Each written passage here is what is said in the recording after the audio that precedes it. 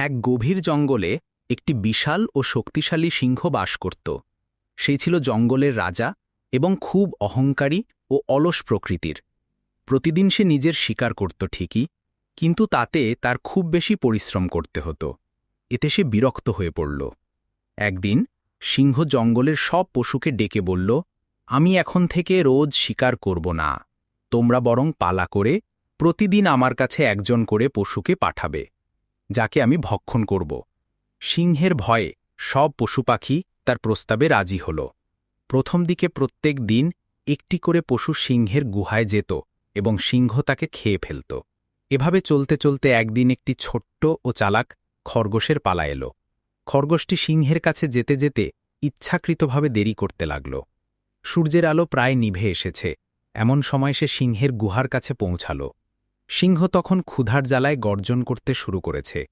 খরগোশকে দেখেই সে রেগে পড়ল, এত দেরি করে এসেছিস কেন? আমি তোকে এক্ষুনি মেরে ফেলব।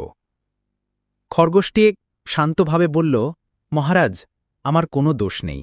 আমি যখন আপনার কাছে আসছিলাম তখন পথে অন্য একটি সিংহ আমাকে আটকে দেয়। সে নিজেকে এই জঙ্গলের রাজা দাবি করছিল এবং বলছিল যে সে আমাকে খাবে। এই কথা শুনে অহংকারী সিংহটি আরও রেগে গেল।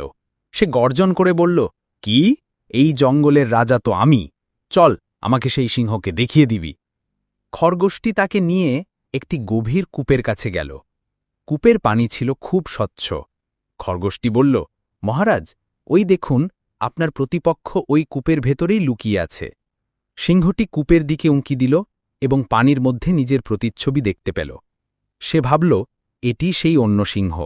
রাগে অন্ধ হয়ে সে তার প্রতিদ্বন্দ্বীকে আক্রমণ করার জন্য সজোরে কূপের মধ্যে ঝাঁপ দিল। সিংহটি আর কখনও কূপ থেকে বেরিয়ে আসতে পারল না এবং সেখানেই ডুবে মারা গেল। এভাবে ছোট্ট খরগোশের বুদ্ধি ও সাহসিকতায় জঙ্গলের সব পশু পাখি সেই অত্যাচারী সিংহের হাত থেকে রক্ষা পেল। এই গল্পের মূল শিক্ষা হল, বুদ্ধি সবসময় শক্তির চেয়ে বেশি শক্তিশালী।